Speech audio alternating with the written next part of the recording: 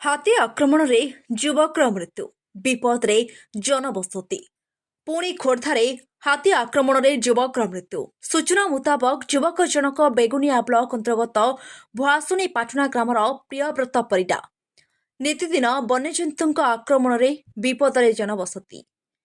केतेबेले बहुमूल्य जीवन मृत्यु घटिलानी तो आउ केतेबेले कृषक मानकर फसल नष्ट हेलानी सीधा सीधा कहबाकू गले त्राही त्राही डाक छाड़िले लोके केतेबेले बारहा आक्रमण करानी तो केतेबेले जंगली हाथी आक्रमण रे प्राण हराइछंती लोके यह एक बड़ प्रश्नवाचक सृष्टि करिछि जनसाधारणक मनरे।